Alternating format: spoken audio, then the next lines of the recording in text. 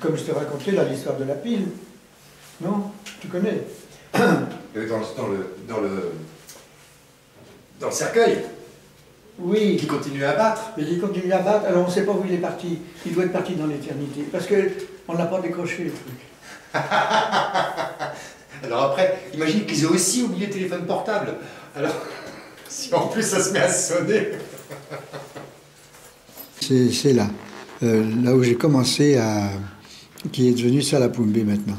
Autrefois, tout ce qui était pygmée, on est considéré comme inutile à la société pour l'économie ou etc., pour le travail. Ils ne savaient pas travailler. Les pygmées, ben, ils ne valaient rien. D'abord, ils n'avaient pas de papier d'identité. C'est commencé il n'y a pas si longtemps. C'est les sœurs de Bibindi qui ont commencé ça. Parce qu'ils sont venus la même année que nous, en 51. Ils sont venus à Bibindi. Et alors, bah, au début, ils n'y pensaient pas, parce qu'on ne pensait pas aux cartes d'identité. Il y avait beaucoup de gens qui n'en avaient pas. Et on vivait quand même comme ça. Les Bacas, c'est pareil, les Bacas de Salapoumbé, ils ont commencé ça. C'est les frères qui étaient là, ou les sœurs qui étaient là, qui ont poussé à la roue pour avoir les papiers d'identité. Même un jour à Laumier, j'avais emmené le brave Callot et 3 ou 4 gars de ça pour faire des papiers d'identité pour des photos. Il fallait quelqu'un qui prenne la photo et il fallait payer pour la photo. Voilà, c'était un villageois à côté là, il était à Laumier même. Bon, il était gentil, mais enfin, c'est comme ça. Donc, les photos, les papiers d'identité, ben alors, un domicile, je s'en fous pas mal, les domiciles, bien sûr. J'avais, bon, et un nom. Il fallait donner un nom. Alors, il faut voir aussi tout le pote que ça faisait là. Donner un nom à ces gens-là. Il y a un nom, Callot, un nom, etc., etc., mais un prénom, ça n'existe pas. Bon.